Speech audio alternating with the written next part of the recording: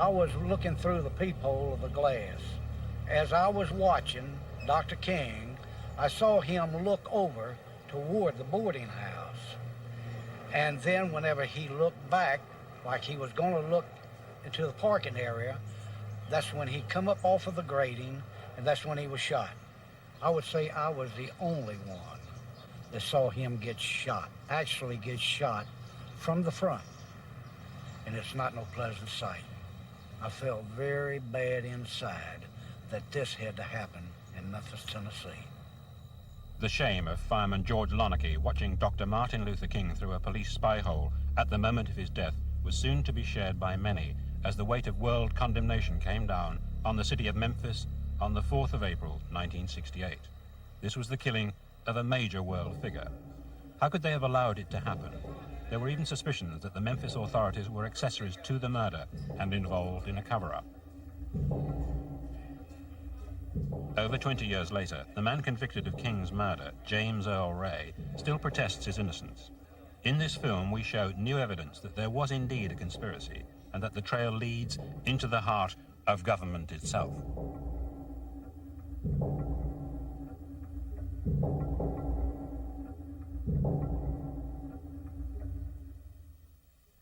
Your position is that you are completely innocent? Yes. I don't have no responsibility for it. I did commit certain, they probably considered criminal offenses, but they were nothing serious. I probably wouldn't got over 5 or 10 years for them, aggregated. Would you say that those criminal offenses were related to the case? No, most of them are related. See, I escaped from Missouri prison in July 1967 and went to Canada. Most of them are related to that, false driver's license and fictitious names and all that type of thing, and there's nothing really serious. Obviously, an individual had to pull the trigger. I'm not 100% sure if it would be James Earl Ray. I really don't see how that could be the case. It's possible, but I don't believe. I believe there was involvement by James Earl Ray, but what the magnitude of the involvement was, I don't know. I think there were a number of forces. I always say the forces of evil. Who that represented, I really don't know. I would hope that it wouldn't be the government. You see, when there's an assassination, you have to have a lone nut, because a lone nut can kill somebody for no reason. If you admit that 3 or 4 people were involved, or that there was, to use an overworked term, conspiracy, then you have to say, well, the conspiracy had a reason. Well, they don't ever want to face that reason. What was the reason why Kennedy was killed? What was the reason why King was killed? By having a lone nut, you don't have to ask that question. We concluded that James Earl Ray was, in fact, the person who murdered Dr. Martin Luther King. We also felt that, in all probability, there was a conspiracy. However, we were unable to name any conspirators. I still have a dream. It is a dream deeply rooted in the American dream. I have a dream that one day this nation will rise up and live out the true meaning of its creed. We hold these truths to be self-evident, that all men are created equal. By the early 1960s, the government was publicly supporting Martin Luther King. Privately, they targeted him as a threat to the stability of the United States. President Kennedy said on one occasion, mankind must put an end to war, or war will put an end to mankind. The world must hear this. I pray God that America will hear this before it is too late, because today we are fighting a war. I'm convinced that it is one of the most unjust wars that has ever been fought in the history of the world. By 1968, King's stance on the Vietnam War and his plans for a Poor People's March to disrupt Washington put him on a collision course with President Lyndon Johnson. When King came to Memphis in the spring of 1968 to support the city's striking garbage workers, he led a march which ended in violent disarray. The National Guard was called in, and an atmosphere of tension and fear hung over the city. We've got some difficult days ahead, but it really doesn't matter with me now. because I've been to the mountaintop. I don't mind. Like anybody, I would like to live a long life. Longevity has its place. Memphis police report they have just confirmed that Reverend Martin Luther King has been shot. Police have sent in several units to the scene and reportedly were chasing a young white male in connection with the shooting incident. 2 months later, after leaving a trail of false identities, small-time crook James Earl Ray was arrested at Heathrow Airport in London. He was brought back to the States and sentenced to 99 years after pleading guilty to King's murder. With a trial that lasted only 2.5 hours, suspicions were raised. Was the verdict rushed through to cover up a conspiracy? I don't give a continental damn whether there was a conspiracy. Well, Mr. Foreman, did you ever ask your client whether he was a part of a conspiracy, whether he'd been hired? No, I never asked him that, but I asked him enough other questions to convince me that he was not. Did you ever feel that you could ever do more than save his life? Never at any time, and so told him from the day I came in.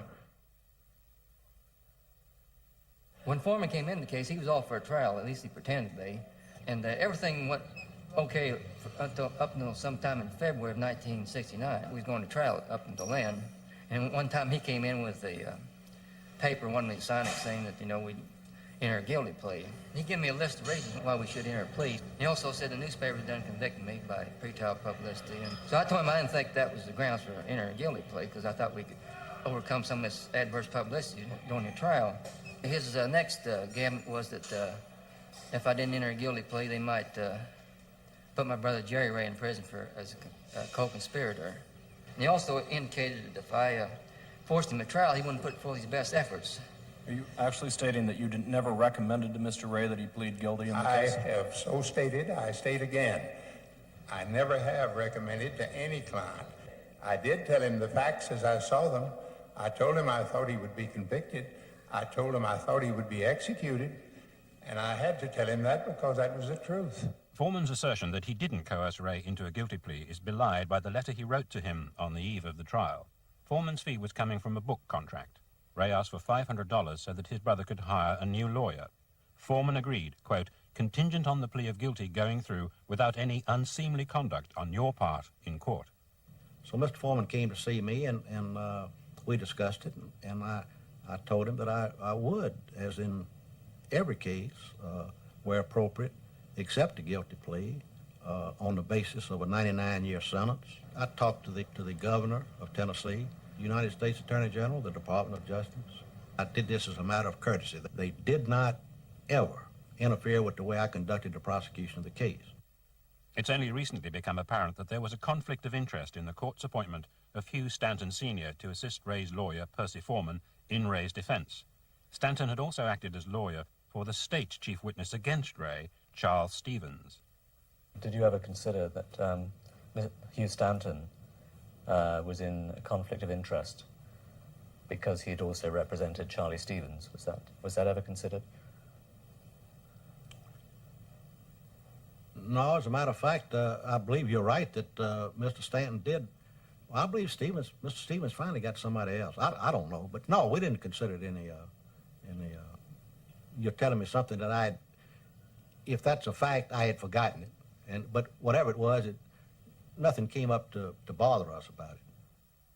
Dr. Bill Pepper is James Earl Ray's current lawyer. As a journalist in 1967, he wrote a major article on the effect of the war on the children of Vietnam, and this brought him into contact with Dr. King. Disturbed by the circumstances surrounding Ray's trial, he's been privately investigating the assassination ever since. I think it's quite clear that the first suggestion of a guilty plea was made by co-counsel Stanton on December 18th, the very day he was appointed. He was appointed co-counsel in the morning, as I recall from the record, and 2 o'clock that afternoon he was already in the prosecutor's office, having had a quick word with Percy Foreman, suggesting that James Earl Ray should plead guilty and the state should accept that plea. It is also, I think, quite clear that it was around 60 days later when James had the subject broached to him by Percy Foreman at that point in time. The effect of the guilty plea was to prevent the state's case against Ray being scrutinized in public. In our view, that case is seriously flawed.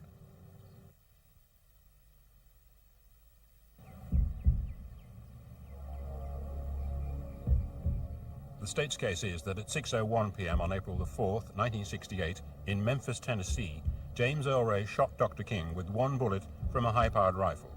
King was standing on the balcony of the Lorraine Motel.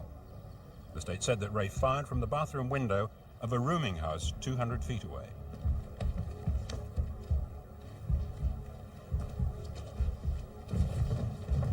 He then fled the scene, dropping a bundle, including the rifle with his prints on it, in a shop doorway.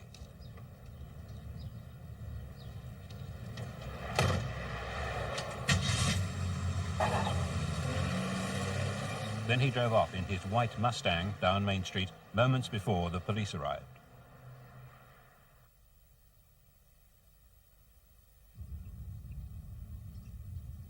James Earl Ray had been almost a year on the run from the Missouri State Penitentiary, where he'd been serving a 20-year sentence for robbing a supermarket. Ray claims that in July 1967 he met a mysterious character called Raoul in Montreal. Over the next 8 months he carried out various assignments for Raoul, taking packages across the Canadian and Mexican borders for money. Raoul gave Ray $2,000 to buy a Mustang car. In late March 1968, Ray says that Raoul instructed him to purchase a rifle and bring it to Memphis as a sample for a gun-running deal. Ray says that at 3 p.m. on April the 4th, he rented a room in a flop house on Main Street, as previously agreed with Raoul. Later, Raoul asked Ray to leave while he met up with gun dealers. So I went down and got the Mustang. I don't know what time it was that time. I guess it was 10 minutes till 6. My recollection may be wrong. I thought it was 3-4 blocks north and 3-4 blocks west, and stopped at the service station and asked him to fix a tire, if they could fix a tire. And this guy was, he said, no, we're too busy this time of day. So then I drove around. I was going to circle right back and park the car same place that I picked it up. When I got back up there, I seen, I think there was a squad car blocked off the street. Now, I don't know if he's right there at the intersection or he's about halfway down, but the street was blocked off, and I seen 2-3 people running around down there. So I said, well, I better not go down there. The police are running around here. So I turned left, drove down through a predominantly black section. So after a while, I got on a main street. I was going to call this telephone number in New Orleans and find out if they could contact Raoul and see if anything happened there, because I thought maybe being with guns around there, some type of raid or something. Well, anyway, when I was driving out there, they said something about, I had radio and said something about Martin Luther King had been shot. I didn't think too much about that. And then about 10 minutes later, when I was on the outskirts of Memphis, or maybe I was actually in Mississippi, they said that they were looking for a white man in a white Mustang in connection with the shooting. So I decided then that I better, move on out of there. I drove on and cut off and went to Atlanta. And from Atlanta, I, went on to Canada, caught a bus. For 20 years now, Ray has claimed that he was framed for the assassination of Dr. King by Raoul, who, he believes, was a professional gunman.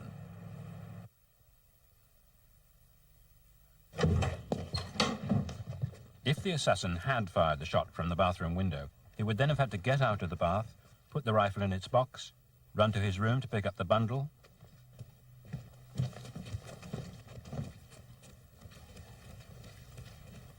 then run 85 feet across the hallway, go down the stairs, drop the bundle in the shop entrance before walking to his car and driving away. All rather implausible. It would have required split-second timing before the first policeman arrived at the scene.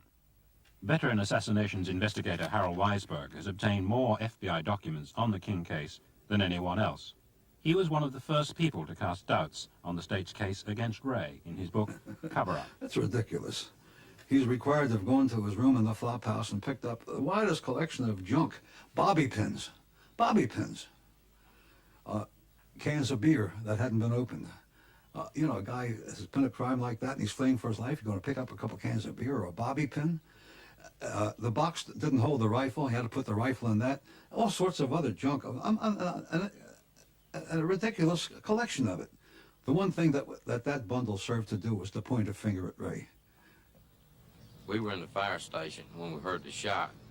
One of the first policemen to arrive at the balcony was Sheriff's Deputy Vernon Dollarhite. Officer Maley and I proceeded north on Mulberry to Hewling Street.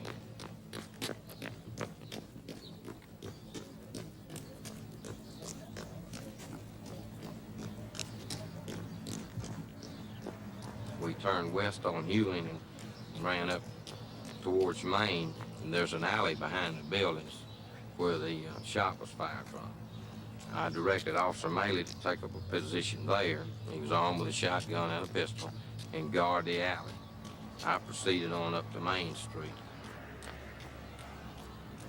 I turned to go south on Main Street, checking those buildings. I proceeded on south, checking all the doors of all the establishments. There's one place called Jim's Bar and Grill. The door was open. I entered the building, and I told them there's been some trouble.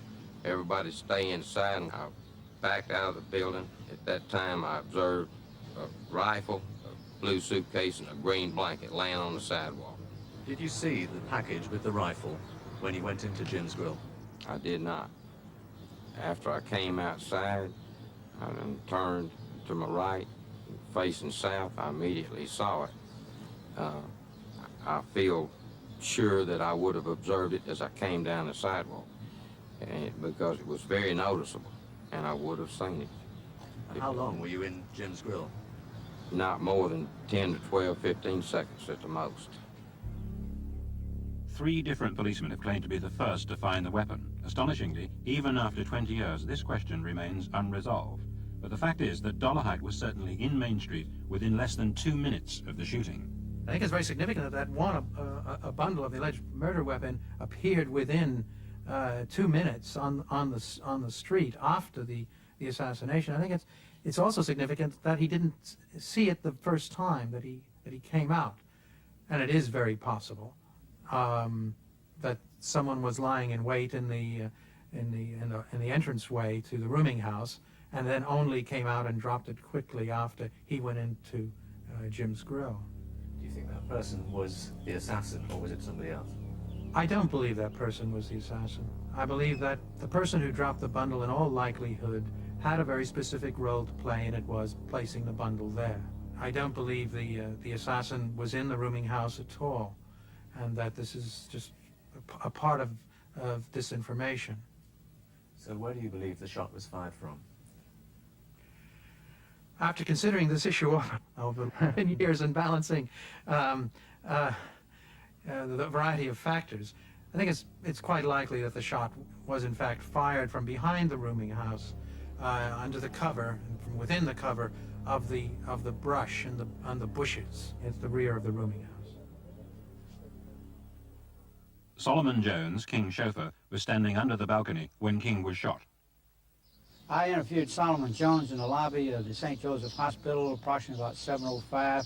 This was the story he told all of us. As soon as the shot was fired, he looked out over the limousine. He saw a sniper with a white sheet on his face duck back down into the bushes. A few seconds later, he rose out of the bushes without the sheet, walked to the wall, jumped down from the wall. And you must understand that other people were coming out of the fire station at the same time, jumping from the wall. Solomon said this person he saw in the bushes joined in with the people jumping from the wall, jumped from the wall, walked on the premises, and he said he was scared. New York Times reporter Earl Caldwell was staying in motel room 215 when he heard the shot. What I saw, this man just very clearly rise out of these bushes. He was in sort of a crouched, stooping position. I did not see a weapon in this man's hands, but I saw this figure directly across from the motel. And also, of course, the man in the bushes was a white man. From the day of the assassination until this day, no police, no FBI agent has ever come to me and said, "What did you see?" The only person the state named who identified Ray as the man who left the rooming house after the shot was Charles Quitman Stevens. Good customer. Bought a lot of beer in my place. Got drunk every day you could afford it. And on the day of the shooting of Martin Luther King, he came downstairs in the afternoon. Come down, I just got to work at 4 o'clock. Come down about 4:10 after I'd arrived at work. He was too drunk for me to sell him beer, then arrest him, so I sold him 2 quarts of beer to go.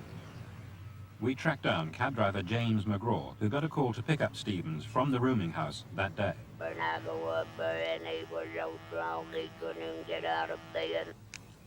And I turned around and there went all him. I went back down and told the dispatcher, and I just made a U-turn and left. And before I got down to the train station, it come over the radio that Martin Luther King had got shot. Mr. Stevens, what do you think of that picture? Does that look like the man? Well, excuse me, from the glimpse that I got of his profile, it doesn't. It doesn't? No, sir. It certainly doesn't. For one thing, he's too heavy. His face is too full. He has too much hair. And his nose is too wide. So, Stevens was drunk that afternoon and failed to identify a picture of Ray. Yet he was regarded as such an important witness that he was kept in protective custody for weeks before the trial. After Ray's conviction, Stevens claimed the $185,000 in reward money. His claim was rejected.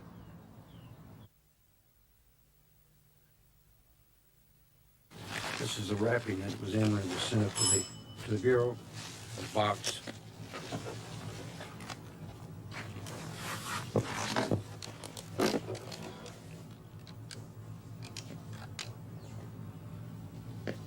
So this is the rifle. This is it. What's the make of that? It's a Remington. This is probably the most crucial exhibit in the case. The rifle is so well guarded by the authorities that it's never been filmed before. Where's the evidence that this rifle killed Dr. King?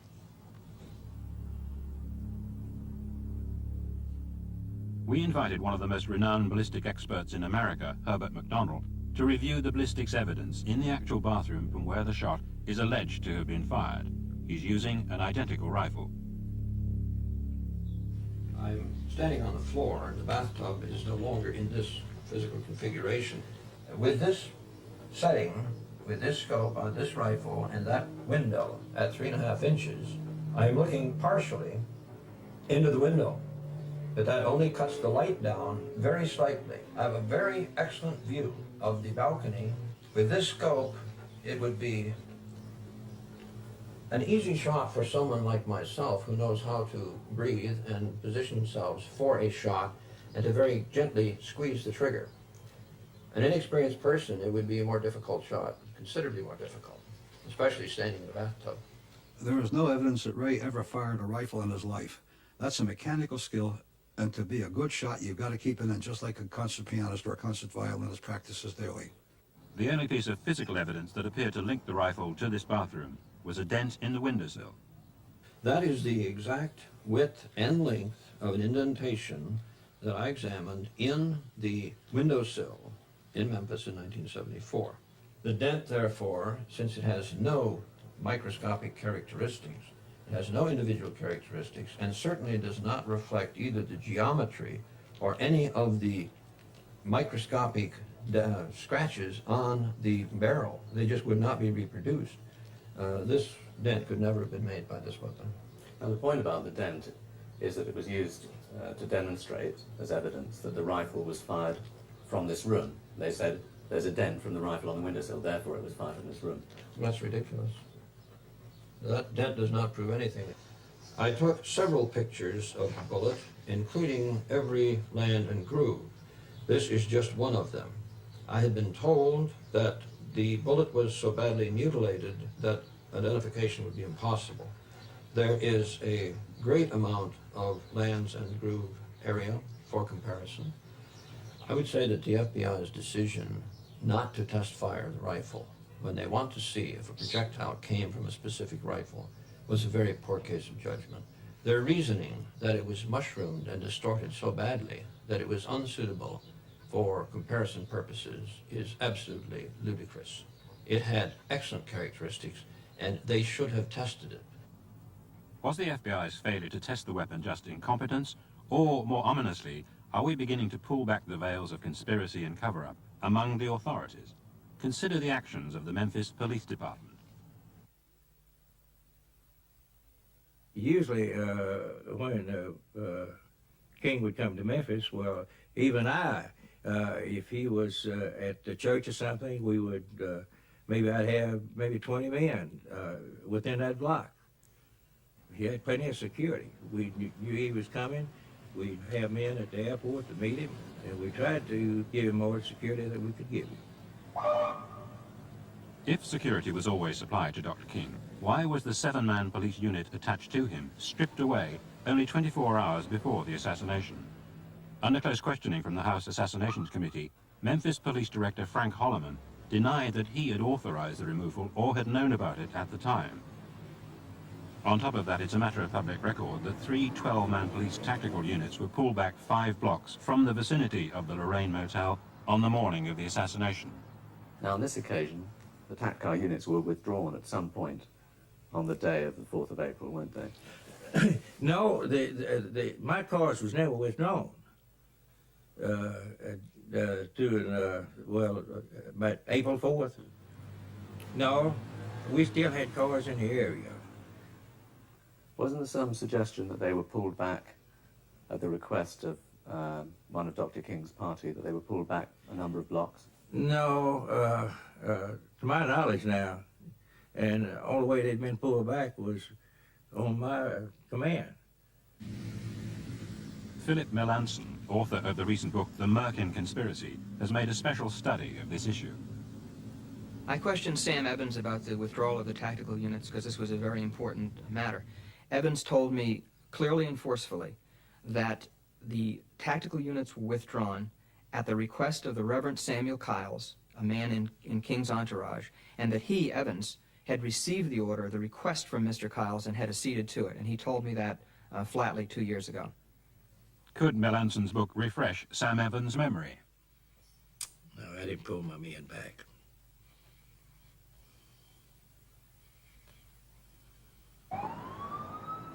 Why is Sam Evans now being evasive on this important issue? Is it because the official excuse for removing the tacked cars just does not ring true? For someone in the SCLC to have instructed, quote unquote, the Memphis police to move back those tactical units would be laughable in that situation, and it's absurd to think that the Memphis Police Department would have acceded to that request. These tactical units were riot control forces that were there to keep the lid on the Lorraine and monitor King, and if he or anybody in his party had told them to move back, I think they would have increased the surveillance net or begun to look more sharply for trouble. It's unthinkable that they would simply be that accommodating. Colonel Fletcher Prouty was Chief of Special Operations for the Joint Chiefs of Staff at the Pentagon in the 60s. When Kennedy was killed, Prouty resigned, suspecting an enemy within. The policemen are taught to go to where there's been a murder and solve the murder. And just consider either of the Kennedy cases or the King cases, the thing you notice most is that the police stood with their hands down and did nothing. There were no on-the-spot detectives. There was nobody really looking into the ballistics. There was no one checking any of the things that the police would have gotten into in the first place. So there's where you begin to see the cover-up patterns. Somebody has told the police department, stay away from this. Now, they don't tell them that way. They say, look, because this was Mr. King in town, we have a special group of Secret Service or a special group of whatever here. And so the police think, well, it's covered. We're not needed. But in any event, they're away. Now, in Dallas, I know for a fact myself that there was an Army unit we intended to use in Dallas for protection on the streets. Simply to watch everybody, watch the windows, watch everything. The commander of that Army unit had received a call, very simple call, saying we don't need your unit. He knows there are other units, so he thinks they're going to use somebody else's unit. The next day he found out there were no units there. Well, it's too late then, you see. Who made the call to that colonel? In Memphis, there is evidence that the Secret Service did influence the activities of the police. Ed Reddit was a detective in a surveillance post at the fire station.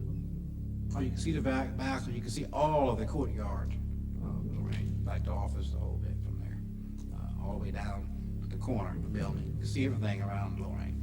Then Lieutenant Larkin arrived and stated that I was wanted at headquarters. I said, for what? He said, I don't know, just get in the car, let's go. I was told to bring you back. As I viewed the room, there appeared to be numerous law enforcement people from all of the various agencies, local, the county, state, and nationally. Director Frank Holloman stated that the man standing across from me was Secret Service from Washington, stating that there was a contract out on my life. At that time, he told Lieutenant Larkin to take me home and wait until someone arrived to guard me. Once we arrived at my house, while seated in the car awaiting The security for me, being there, I imagine no more than 5 or 10 minutes. The radio blasted out Dr. King had been shot. From various sources, we've been able to piece together that the information about the assassination attempt on Detective Reddit did indeed come direct to Chief Holloman from a Secret Service man in Washington. This departmental communication reveals that by 4:15 that afternoon, Lieutenant Arkin of the Memphis Police Department had been alerted by a phone call from the FBI that the assassination threat attributed to Reddit was a mistake. So why was Chief Holloman sending Reddit home at 5 p.m., 3/4 of an hour later? He testified to Congress that he was not told of the mistake at that time. Lieutenant Arkin, then head of the Police Intelligence Unit, can have no such excuse. He received the phone call and then personally took Reddit home. The reasons for his actions are unexplained.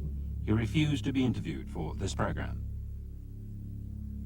The Reddit affair represents the distraction of the Memphis Police Department by a false intelligence report from Washington that was inputted into the Memphis Police Department within hours before the assassination, and that seemed to have distracted everyone in the department to the extent that they were off on missions and having meetings, and that's very significant. The fact that Reddit had a different assignment is not the entire affair. Where that information came from about a false threat, why and how it was taken seriously, and what its distraction factor was, is the importance, and I think that has yet to be fathomed.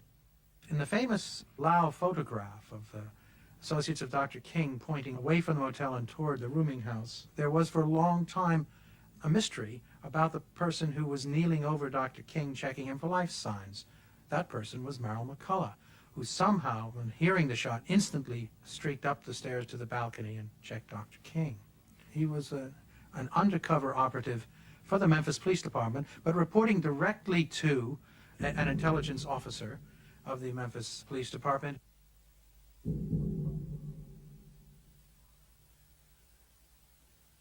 Part of a web of covert action conducted by the security forces in Memphis, Merrill McCullough was just one of the shadowy figures involved. We learned from a police source that the owner of the Lorraine Motel was a police informer. So was Dr. King's chauffeur. The FBI had informers among black groups in Memphis and in the heart of King's party, the SCLC. This hidden network was partially revealed in a secret intelligence report written by Lieutenant Arkin. Apart from McCullough, codename Max, the report also discloses another agent, as yet unidentified, codenamed Bill. Whether these spies had a sinister purpose is unclear. Certainly they failed to prevent the assassination. A decade later, the Memphis Police Department was still concealing their actions, providing the House Assassinations Committee with a version of the report that was clearly doctored. Congressman, will it surprise you if a document supplied to your committee by the Memphis Police Department had in any way been sanitized or doctored? It would surprise me because I'm not aware of any document given our committee by the Memphis Police Department that was sanitized or doctored. The secret intelligence report was definitely doctored. The version that I got, which was the original version, was fuller and material was excised for the congressional report. It leaves out crucial details such as Mr. McCullough and his spying role. It leaves out many of the other details, and it factors in things that didn't happen in the original data. Links between the police and the FBI were unusually strong in Memphis.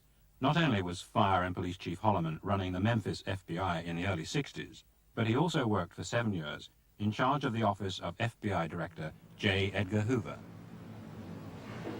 The Communist Party of the United States is a fifth column if there ever was one. It is far better organized than were the Nazis in occupied countries prior to their capitulation. They are seeking to weaken America, just as they did in their era of obstruction when they were aligned with the Nazis. Their goal is the overthrow of our government. During the course of our investigation, we revealed the fact that the mission of the FBI was to destroy Dr. King. That is all documented in the course of our reports, and we did criticize him severely for the illegal, unconstitutional way in which his civil rights were violated.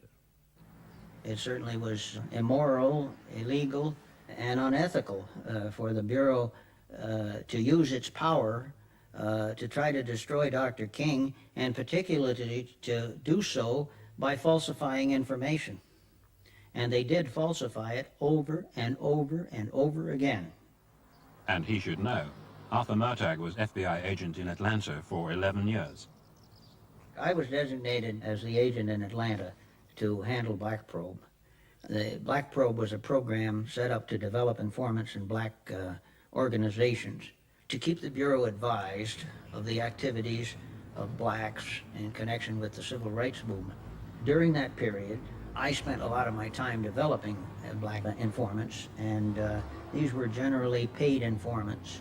During that same period, there was a vendetta against King that gained in momentum as the years went by, and I was in a room with my 7 other agents for the whole period while the wiretap was on. Across the street from their office in downtown Atlanta, the FBI took a 7th-floor apartment for a 24-hour-a-day bugging operation on King's office, house, and hotel bedrooms. This was initiated by Hoover, who was at first convinced that King was under communist influence, then became obsessed with the wiretap revelations of King's sexual promiscuity. The FBI were guilty of bugging and harassing, but were they guilty of something more sinister? It was about between 6 and 7. I remember that it was beginning to get dark, and I was standing at the sign-out desk with another agent, and the news came over the radio that Dr. King had been shot and killed in Memphis. And this agent, at that moment, turned to me and hit his fist together like that and said something to the effect, "By God, we finally got him." Did he say they finally got him or we finally got him? No, he said we finally got him. That was what, it was the we that stuck in my mind. He didn't say they. He said we.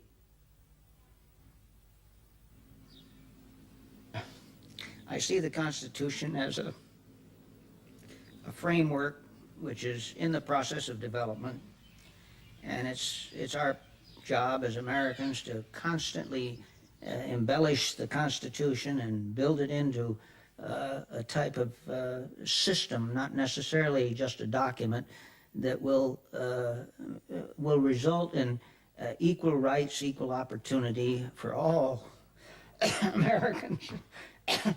And I take this very, very seriously. I always have. And when I saw the Bureau and saw the way that it was working, saw what they were trying to do to King, I felt that we had within our own country a sort of 5th column trying to destroy the purposes of the Constitution.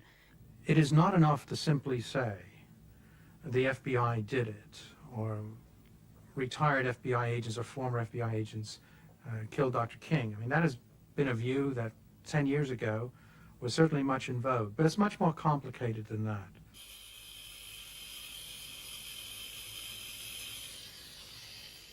In early 1968, Myron Billett, a gopher for the Mafia, drove 2 senior mob figures, Sam Giancana and John Roselli, to a meeting with federal agents at a motel near the small town of Appalachian in upstate New York.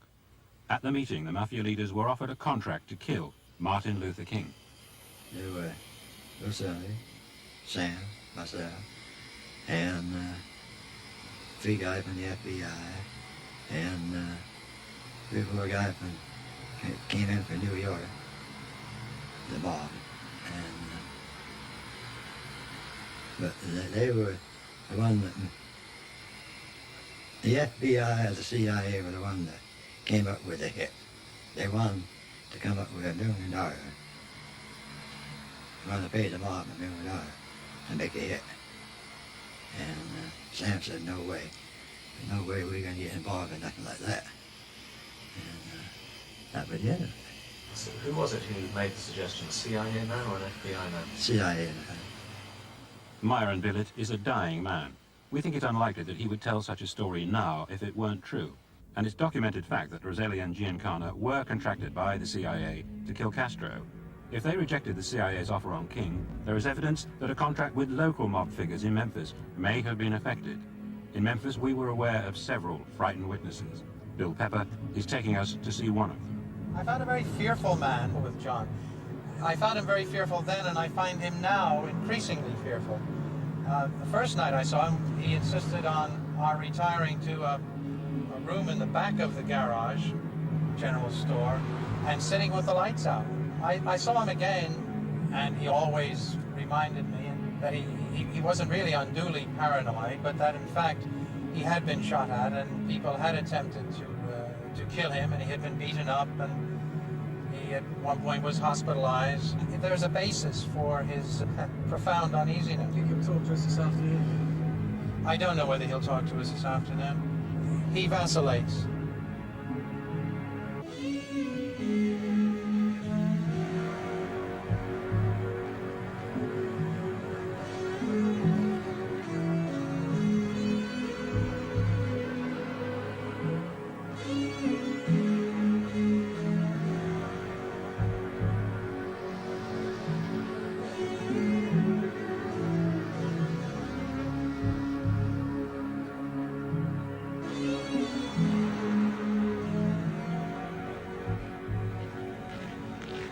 Well, we have a very frightened man. He's just very, very afraid to come on camera and to say anything about this matter. Tell us what's his story.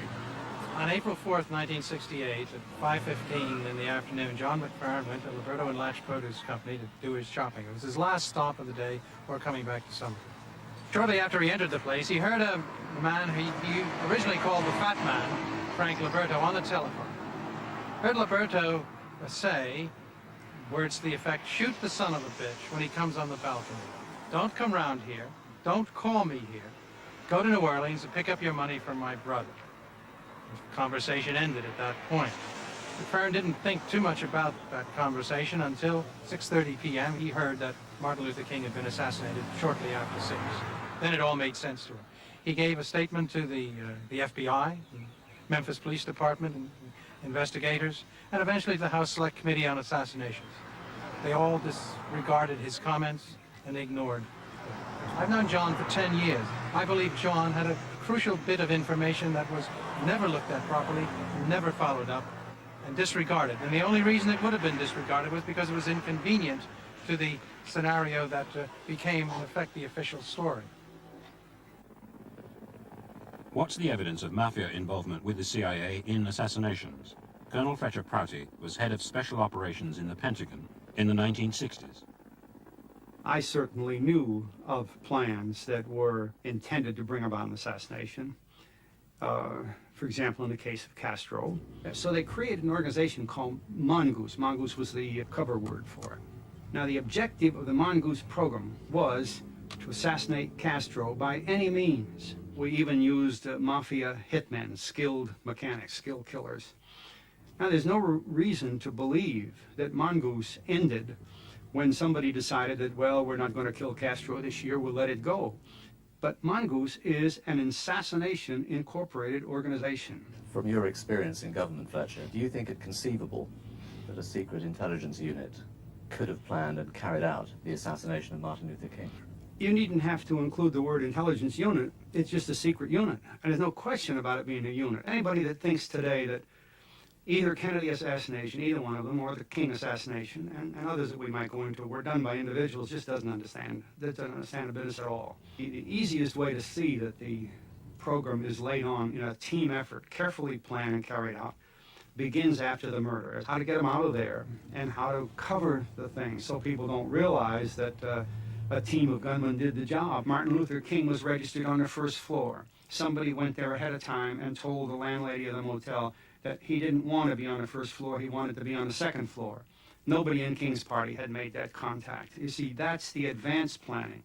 Then afterwards, all the things that happened, the chase of Ray halfway around the world and all the other things that came up, are a cover plan which is so complete that even to this day, no one has broken the system completely, and you can't get into the courts anyway. They claim that their file only had his foreign travels and world reaction to his death. I have a memo to that effect. But the documents that were released to me show something entirely different, and that is that they had an operational interest in Dr. King. They were worried about communist influences upon him, as described by the FBI, and they were very much concerned, as was the FBI, that King's opposition to the war was controlled by communists and was a subversion of the United States' Vietnam War effort. From 1965 until after King's death, a leading white civil rights campaigner, J. Richard Kennedy, met regularly with the CIA contact and briefed him on King's actions. He's agreed to talk about this for the first time on television. Here comes Martin Luther King.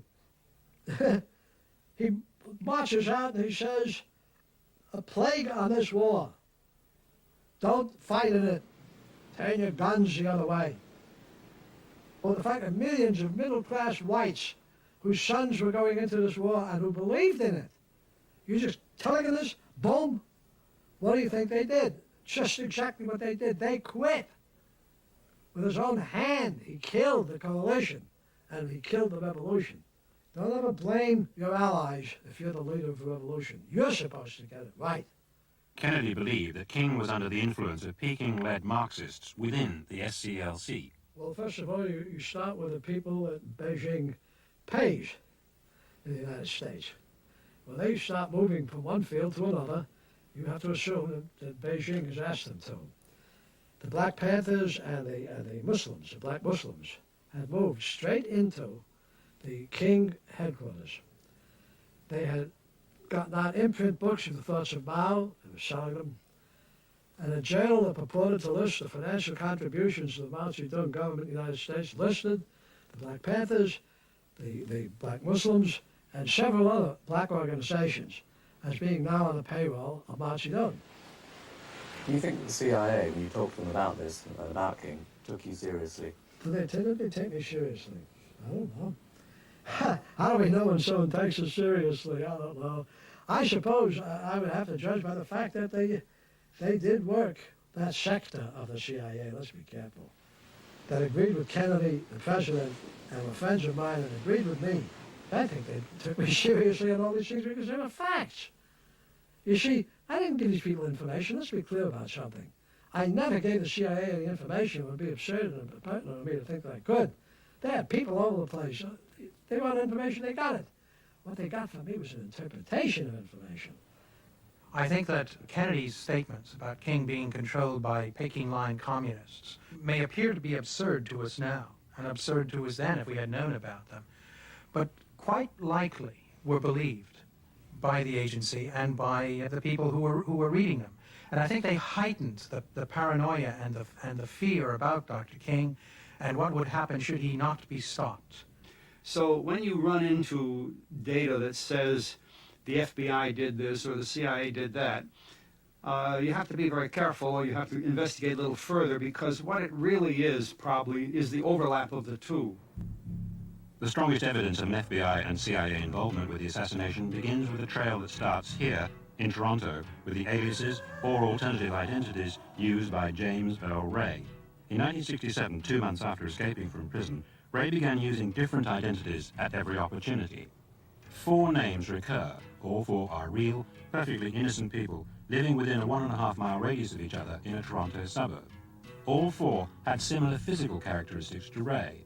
One name, Eric Galt, was used by Ray over an entire 9-month period prior to the assassination. When King was killed, the name of the man police thought they were hunting was Eric Galt. A sharpshooter with relatives in Rhodesia, Galt could indeed have been a very plausible assassin. His similarities to Ray are remarkable. Ray has a scar on his forehead, so has Galt. The scar on my forehead runs from one eye across to the other one. It's right over the bridge of the nose. The other scar that I think Ray has would be on the plastic surgery, which was on the tip of my nose. 1 month before the assassination, using Galt's name, Ray had plastic surgery on his nose. In addition, Ray and Galt both have scars on their right hands. Coincidences that really fascinated me was the fact that when I was in Ottawa at an Ontario Council meeting, Ray, who had been there, was in 2 blocks of where I was. While I was in Montreal on another occasion, Ray was also in an area, was in a couple of blocks of where I had stayed.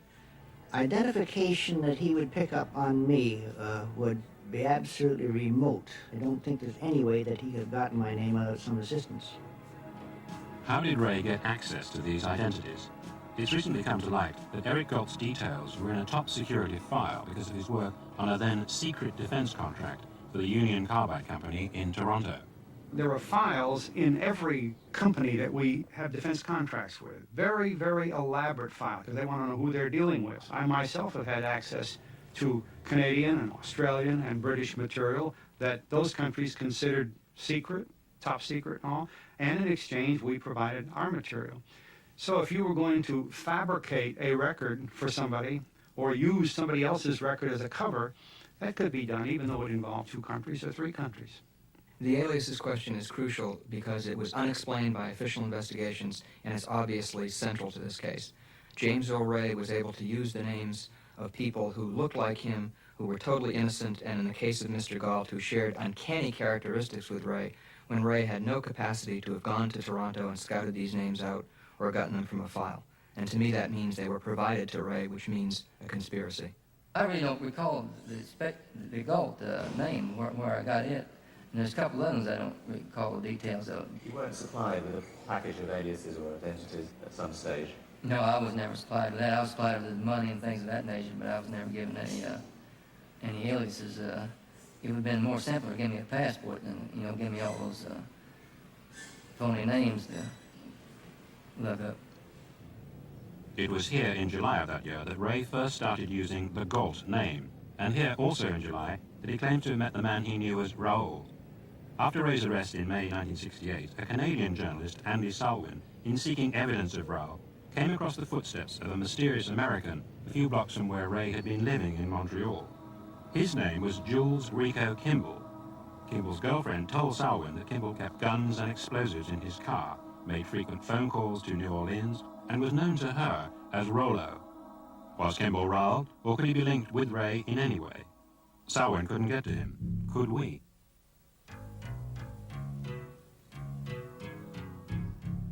So we came to New Orleans, a city frequented by both Jules Rico Kimball and James Earl Ray, where in the 1960s the CIA, the FBI, and the Mafia at times worked together in an unholy alliance.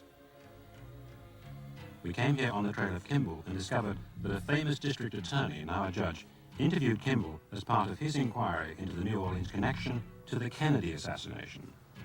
In the early part of our investigation into John Kennedy's murder, one of the most interesting individuals we encountered was Jules Rico Kimball. We learned from him about his relationship as, you might say, a spear carrier for the CIA here in New Orleans, his relationship with David Ferry and Clay Shaw, who were considerably more than spear carriers, who were involved here in New Orleans with the New Orleans end of the murder of John Kennedy, and about Jules Rico Kimball's trip to Montreal, a town where he seemed to be knowledgeable, but we weren't able to get much more than that. But in the final sum of things, spear carrier or not, Jules Rico Kimball was a small load, but a rich one with a few specks of gold, and most useful in giving us insights into the role of the covert intelligence operation, the murder of John Kennedy.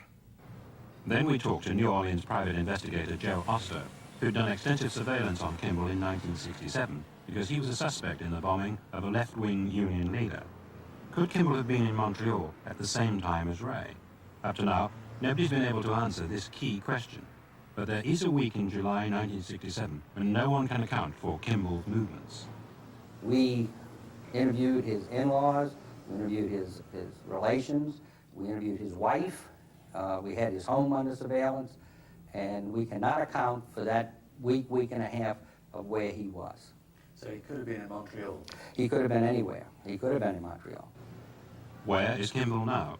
With the help of Oster's contacts, we finally tracked Kimball down to a federal penitentiary. My name is Jules Ron Kimball, 45 years old. I'm doing a double life sentence of organized crime, racketeering, and murder for underworld killings. Worked for the government, the CIA, for quite a few years. I worked on different things, on the Ku Klux Klan, to Bay of Pigs invasion, to assassination of President Kennedy. Can you tell us the story of how you got connected to Montreal? I had a contact there, and I would visit up there. At that time, CIA was working, they had, I can't think of the name of it right now, but it was Quebec, you know, the Free Canada, which was the French were trying to take over there. And I went up there.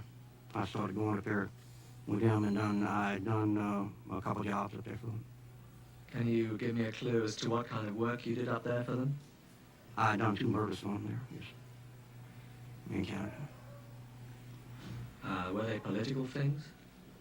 Yes, I know the political things. It was, I think it was the CIA front.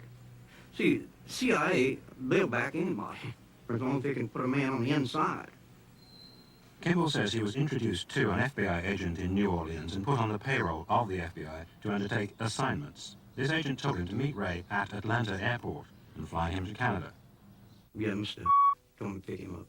He told me to go to Atlanta to Charlie Brown Airport, and this guy would meet me there. And I went there, and I stayed there, and he asked me, "Was my name Mr. Kimball?" I said, "Yes." He said, "Well, you're passionate." I said, "Okay, no problem. I'm ready to go." We left. I took him to a place on Mount Royal Street, which is in Montreal itself.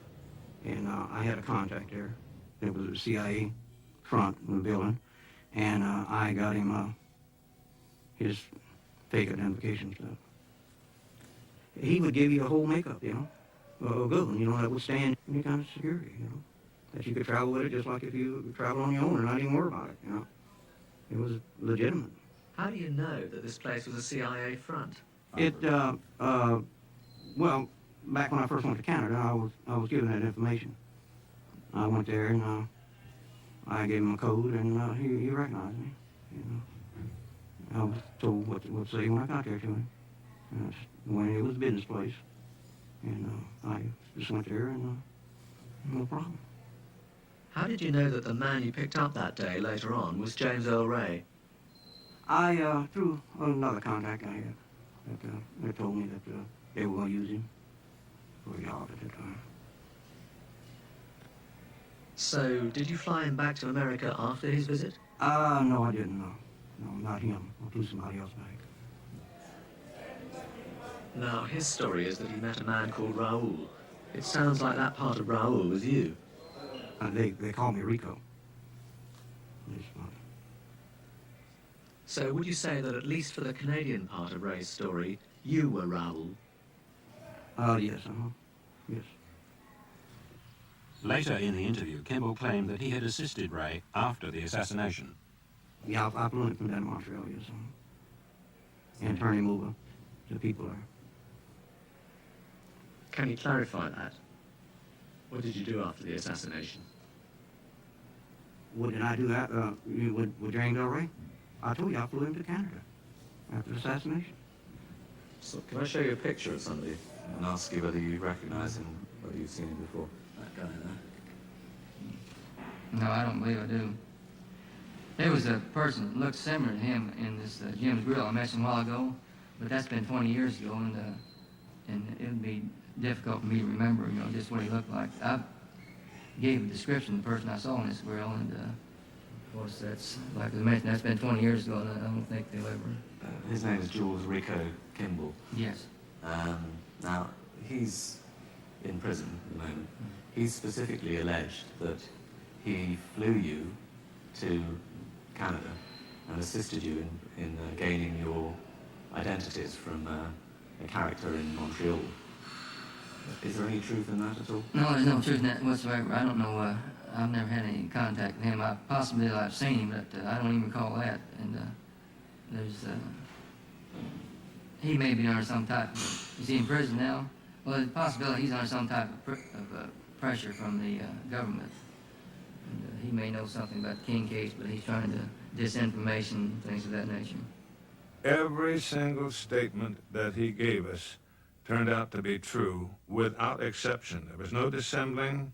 There was the only, in retrospect, I can see from going through his whole file here, the only information that is not true is what had been planted in his mind back at that time towards the end of his service for the CIA here in the city, the covert operations. is where they have planted in his mind the idea that he was really working for the Ku Klux Klan or the white citizens or something like, which is kind of a standard operating procedure for intelligence agencies before they dismiss somebody after they perform things. But in the final analysis, Kimball himself never lies. I think there are several reasons why Ray won't tell us more. First of all, what he knows will probably not make him look more innocent than he wants to claim to be innocent. Second of all, I think he was compartmentalized and kept in the dark so that what he knows about the case may only make him look worse and not be able to turn over to law enforcement the identities or position of the conspirators, so it won't help them that much and it won't help him that much. He wants to claim he was framed by Raoul. I think that Raoul does not exist and is a composite in Ray's mind of a series of shadowy figures, a network, if you will, who helped him in this assassination conspiracy. And I believe that some of the characteristics Ray attributes to Raoul are real characteristics of some of these people who associated with Ray and helped him, but there is no one Raoul. He does not want to talk about who the conspirators really might be or how they might have provided him with aliases and couriers. Kimball's statement to us is the first time that anyone has confessed to being part of the conspiracy to kill King, although he says he did not know that was the purpose. In subsequent communications, he's been more insistent about the CIA's central role in the assassination, and further alleged that he flew in 2 snipers to Memphis the week before the killing. Ray, he says, was not the assassin, but a pawn. We believe that the evidence of Ray as the assassin is weak, and that he had a relatively minor role. A House Assassinations Committee investigator told us that if they could have got evidence of a Kimball-Ray connection, it would have been very significant. Surely now is the time to reopen this case. I think we should challenge them to do what is right, but I think that good someday is going to triumph over evil. And if there is evil, if it relates to the Justice Department, if it relates to the entire federal government, good will one day prevail. That's what my father taught us. That's what my mother taught us. That's hopefully what we embody as a family.